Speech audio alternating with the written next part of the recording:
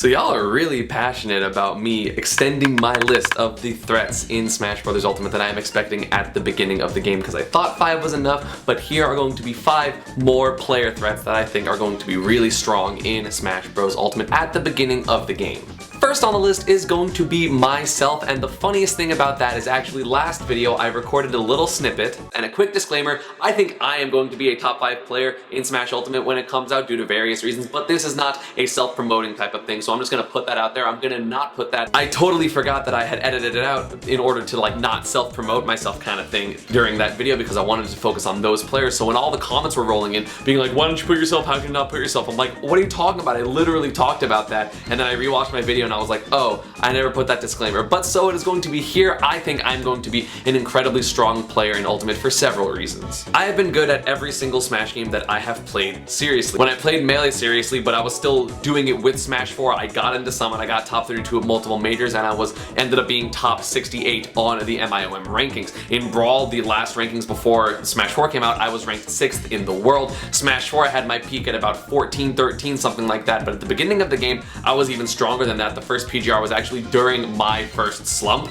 so it would have been even higher than that had the PGR been a thing in the first year or so of the game, with multiple top 8s. Not only that, but obviously a lot of people are talking about the fact that Pikachu got buffed with the spiking down air with his new Mewtwo Nair. Yeah, like, yes, it is a little bit worse because it doesn't knock you far away, but it's gonna allow so many more combos, and people are really fearing that character. And a big thing is because a lot of characters in this game are going to be trapped in disadvantage because of the way air dodging works now, because it's less free in Smash Ultimate than it was in Smash 4. I'm still gonna be able to get down because I have things like Quick Attack and Skull Bash, so I'm gonna have no problem getting down. I've been playing Smash Bros since 2005, and so I understand the fundamentals of Smash overall incredibly well, and the fact that I played Melee for such a long time, because I was pretty much playing it throughout its entire existence, I'm very comfortable with the movement in that game being wave landing, being small dash dancing, which that's pretty much what's gonna be in Ultimate. It's not like crazy dash dancing like you see in Melee where Marth, you know, does like a third or half of a second of a dash dance. Like, no, it's going to be more like Samus's dash dance, so I already understand that, so I'm going to be able to utilize it incredibly well from the beginning.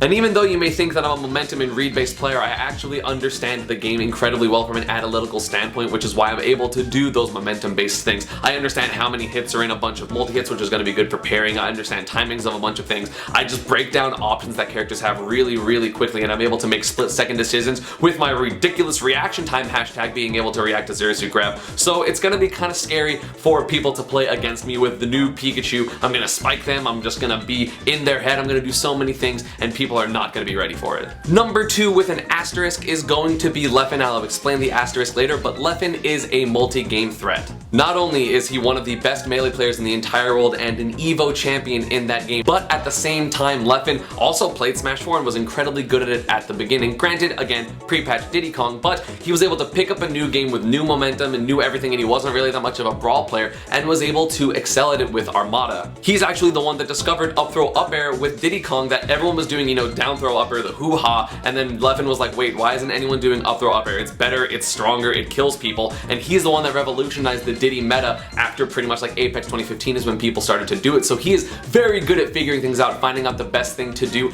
and at the same time, he's not just limited to Smash mindsets. Right now, a lot of people know Leffen as a top Dragon Ball FighterZ player. He has the mind of just a video game person. He's good at pretty much any game he touches. You know, as he says, he's the self-proclaimed best gamer genes because he's half Swedish, half Korean. He's able to pick up any game he wants and excel at it, and that has always been the case. Between, as I mentioned, Dragon Ball FighterZ and Melee and Smash 4, he also played Marvel vs. Capcom and Street Fighter, and he was very strong at those games. And at the same time, you had Leffen go to the E3 Invitational, and honestly, people were more impressed with Leffen than they were with almost any other person that was invited to E3, so people already are looking at Leffen going, wow, he's really good at this game. But the asterisk, unfortunately for him, comes in is how much is he gonna focus on it? He is a top Melee player and a top Dragon Ball FighterZ player. Does he want to add all the time and all the dedication to Smash Ultimate to become amazing at it? If he does, he will no doubt be a fantastic player, but that is a big question on a lot of people's minds. If he wants to take Ultimate seriously, he will be an enormous threat to the scene. The next person on this list is going to be one half of Civil War, and that is going to be Ally. Ally, in terms of mentality, is one of the strongest players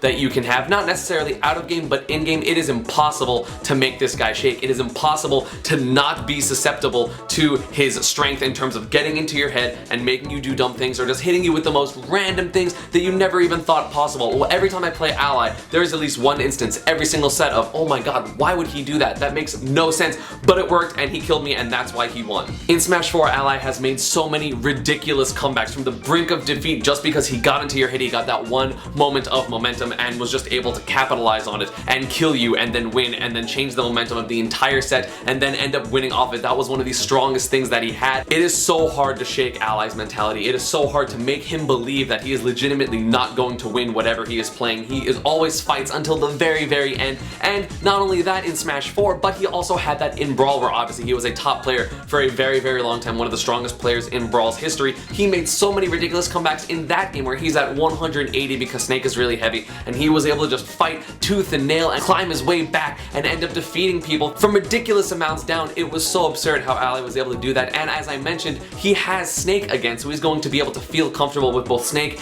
and Mario. But again, Ally at this point in Smash 4 was very annoyed that he kept with only playing one character, so he is going to play multiple characters, it feels like, in Ultimate because he doesn't want to make that same mistake, and those characters are probably going to be incredibly strong. The one thing I am worried about with Ally is the fact that his Snake kind of centered around down throw. Down throw was huge for him. He was so good at down throw tech chasing and just getting people from 30 to 90% or something ridiculous like that, and obviously that is not in the game anymore because of the grab timer, and so he's going to have to figure out a way to get his mid% damage. But again, Snake seems ridiculous right now, and I've mentioned that in my other Snake video, and so I'm not too scared about Ally being bad, but it is something to think about, you know, going forward, seeing if a Snake doesn't do particularly well. He still has other options, but it would make sense as to why, you know, he won't necessarily be crazy with Snake if that even happens. Number 4 is going to be Tweek for one reason and one reason alone: dedication. He is ridiculously dedicated to Smash. Tweek right now, the reason he got so good at this game was because he moved in with people and he played for hours and hours a day. He labbed movement, he labbed combos, he labbed everything he could, and that led him to being a top 10 and then a top 2 player in the world. So I don't exactly have the resume for Tweek in terms of how good was he in Brawl, how good was he in any other Smash game, because I don't know. I mean, I've played him and he's like okay at things like Brawl and Melee,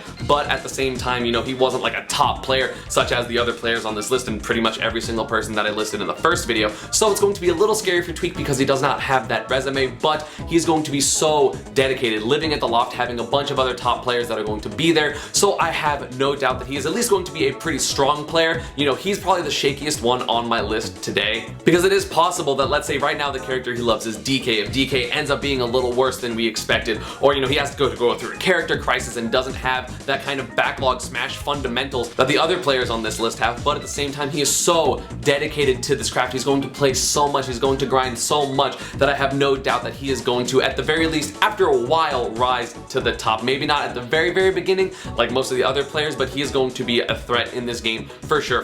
Especially if a big thing about this game is parrying and movement. I feel like Tweek is going to find out all those timings and all those, you know, option selects of dropping shield at certain times. He's going to have a lot of matchup experience due to the multiple people in his house, and again, if movement is a big deal, he's going to grind that like no other, and he's going to be a threat, but he's going to have the best movement just like he does in Smash 4. And the last person of today's list is going to be yet another melee god, and that is going to be Armada. Similar to Leffen, he played Smash 4 at the beginning and was an incredibly strong player. He was obviously the best melee player for a very long time, and he has so much Smash experience under his belt, and now that he's not focusing on melee singles, he's going to have a lot of time, a lot of time to dedicate to Smash Ultimate. Something that I mentioned when I talked about myself is the fact that he is used to a smaller dash dance in terms of Peach's, so the ultimate movement will feel right at home. Whether he plays Peach, whether he plays any character, the dash dancing in that game is going to make a lot of sense to him, and obviously he's comfortable with the melee-esque movement in general. Think of like wave landing and things like that, because I hope that does get better in Ultimate. Well, again, for that we'll have to wait and see,